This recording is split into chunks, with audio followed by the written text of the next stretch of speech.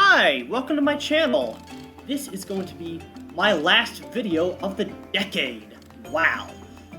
I'm going to be making this video pretty casual. This will not be my last video about the decade, specifically gaming, because hopefully early next year I will do my top 5 favorite Nintendo games between 2010 and 2019. Well, right now I'm just going to talk a little bit generally about what it's been like being a Nintendo fan the last 10 years. Frankly, the last 10 years have been a very interesting decade for Nintendo. It's probably been one of the weirdest decades in Nintendo's history. They started out super duper strong, like top of the pond, top of the mountain with the Nintendo Wii and the Nintendo DS. Of course, 2010, they had one of the best, arguably the best year that we ever had, honestly. They had Super Mario Galaxy 2, they had Donkey Kong Country Returns, they had the remake of GoldenEye 007, Epic Mickey, Kirby's Epic Yarn. Keep in mind, I haven't even played all of these games. Of course I played Galaxy 2 and Donkey Kong because, well... Speaking of which, I'm playing as Diddy Kong right now in Super Smash Bros. Ultimate Classic mode. And of course this is going to be the last game I play this decade, because why not? Of course, the first game I play next decade, my goal, is to play The Legend of Zelda Breath of the Wild. That is going to be the first game I play next decade.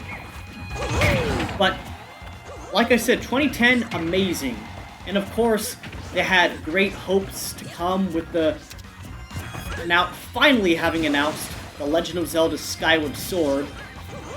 This was at the tail end of my junior year of high school, mind you, and at that time, the last Zelda game had come out in 2000.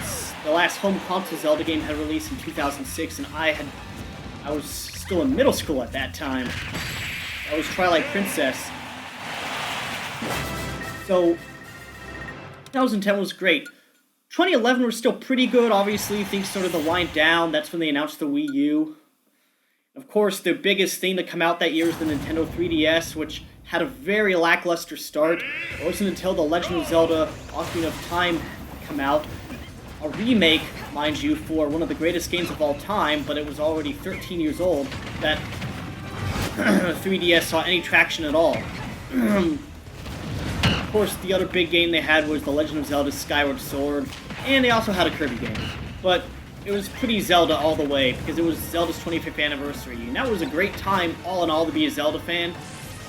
Even though I loved Skyward Sword, it was definitely a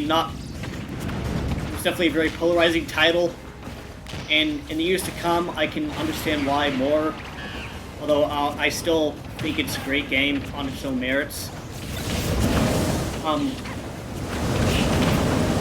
And 2012 and 2013, well, 2012 was a really dry year for Nintendo, just all around. The 3DS started to gain a little more traction. I mean, in 2012, they finally released Xenoblade Chronicles on the Wii, and that was awesome. 2013, of course, they released the Wii U, which didn't... No, 2012, they released the Wii U. 2013, they take on Ganondorf with Princess Zelda! 2013, they actually released some games for the Wii U that, full Nintendo fans were actually interested in. I know a lot of people really enjoyed the Wonderful 101, but it definitely didn't have the same name recognition as games like Zelda or Super Mario did. Of course, 2013 was a great time to be a 3DS owner because The Legend of Zelda Link Between Worlds, one of my probably my favorite 2D Zelda game to date.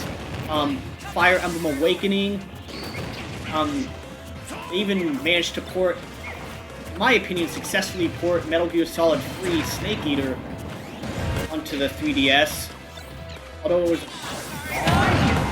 arguably still inferior in some ways to its original PS2 and, of course, the PS3 remasters. But I still really appreciated it. in the Wii U, you know, it had Super Mario 3D World, which was a solid game, not the 3D Mario game a lot of us wanted, but still a good game. Of course, The Legend of Zelda: The Wind Waker HD, which, you know, I love Wind Waker, but honestly, that game made me love Wind Waker, like, so much more. Just the very minor changes they made to it just made it so much better. Of course, in the years to come, they released games like Super Smash Bros. For Wii U, easily my second favorite exclusive game for the Wii. Well, no, I guess now it is my favorite exclusive game on the Wii U, because it ported my previous favorite exclusive, the Switch, which was Donkey Kong Country Tropical Freeze. It released games like Splatoon. They started to be more experimental, even with the IPs, with games like Hyrule Warriors. Of course, unfortunately, the Wii U never caught steam, and it was really kind of down in the dumps. Of course, they totally made so many Metroid fans, myself included, absolutely flustered beyond belief when they released Metroid Prime Federation Force, a game I never even bothered with, along with, instead of giving us information on the new Zelda Wii U game as it was known at the time, they gave us The Legend of Zelda Triforce Heroes. So really, 2015 and 2016, kind of the low points, at least for me as a Nintendo fan, because with the exception of yet another remake, Twilight Princess HD, there really just weren't that many big games that I was looking forward to, and many of them were remakes. Of course, there were exceptions like Xenoblade Chronicles X, given that I loved the first game. Finally played Splatoon, and I know there's games that I'm missing. And then come 2017, and the Nintendo Switch releases with The Legend of Zelda Breath of the Freaking Wild, and just Nintendo is like back in action almost overnight, honestly. And I think it's a mix of things. I really don't think we can underscore just how important Breath of the Wild was for the Nintendo Switch's initial success. I mean, yeah, there have been so many open world games like that before, but and many people, you know, were at the time unsure of how a Zelda open world game would turn out, as Nintendo had never done it. Of course, we all know it was absolutely amazing and incredible. And I really do think, like, the Nintendo Switch and Breath of the Wild had a 1-1 attachment rate.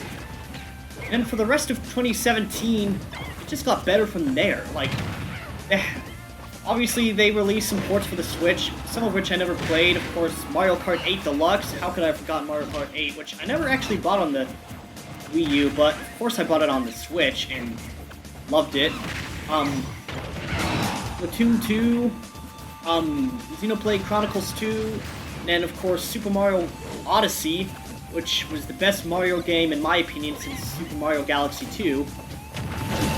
Galaxy 2 still being my favorite Mario game ever. And of course I had other games, smaller sort of, I don't want to say smaller, they had a lot of really big indie games, Snake Pass, other stuff like that. Of course they had the official sequel to Xenoblade Chronicle in the form of Xenoblade Chronicles 2. Then came 2018, which was definitely a step down in many respects. They still excelled on the indie front. They released a few, like, gems here and there, such as Octopath Travelers, and there were a lot of ports. And I have mixed feelings about the ports, because a lot of these games are objectively fantastic, like the Bayonetta series and Donkey Kong Country Tropical Freeze. The problem is, at least in Tropical Freeze's case, is that it was overpriced. Like, more expensive than the original one, and while the funky mode is fun, I wouldn't say it's necessarily enough to warrant somebody repurchasing the game. I mean, I did anyway, because I love that game to death, and me being able to play it in handheld mode was enough of a reason for me to buy it a second time. But I can understand why other people would be hesitant to want to fork out the money for that. And then, of course, at the tail end of 2018 came Super Smash Bros. Ultimate, which definitely lived up to its title. While it was nowhere near Breath of the Wild for me in terms of just how amazing, it was a refinement over all the previous Smash Bros. Games and the game I'm playing right now, and it's a game that you can put so many hours into, and it's just, hands down, in my opinion, the best multiplayer game on the Switch, and one of, if not the best multiplayer, couch multiplayer gaming experiences you can get. 2019.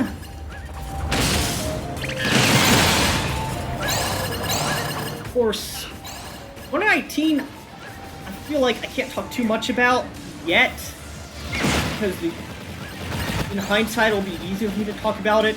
Because a lot of the games I honestly haven't played yet. I think it was overall, in terms of actual amount of games released, a step up from 2018. Like, they had games like Link's Awakening, the remake of Link's Awakening, Luigi's Mansion 3.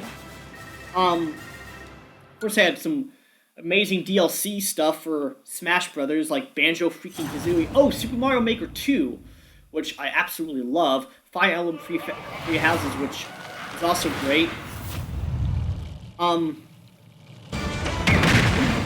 Really, just to summarize what I wanted to say, that's really how I feel.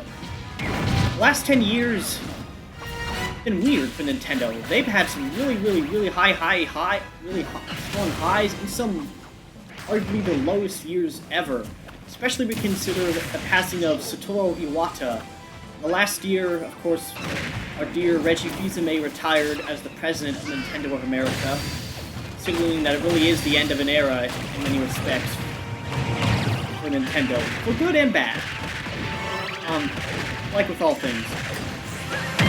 But really, the last 10 years, as a Nintendo fan, they've been a roller coaster.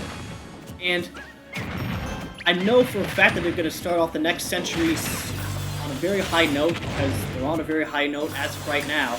Only time will tell where their future takes them. I know for a fact that there's going to be an amazing sequel to Breath of the Wild coming out within the next couple years. That alone has me excited, with the promise of Metroid Prime 4 and a possible sequel to Super Mario Odyssey. Hopefully several new games, both new and old IPs to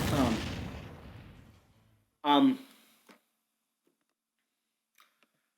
We'll see what comes of the Nintendo Switch. We'll see if they improve the online. We'll see if they add features like Netflix. We'll see how Nintendo Switch Online ends up after everything's said and done. What their next system will be. What direction they'll take. Third-party support. There are so many questions regarding Nintendo's next 10 years that are yet to be answered. I, for one, had a blast with their masterpieces this last year. Whether it's roaming the vast fields of Hyrule in The Legend of Zelda Breath of the Wild, possessing Goombas in Super Mario Odyssey, even the 3DS has had some gems in the form of Metroid Samus Returns.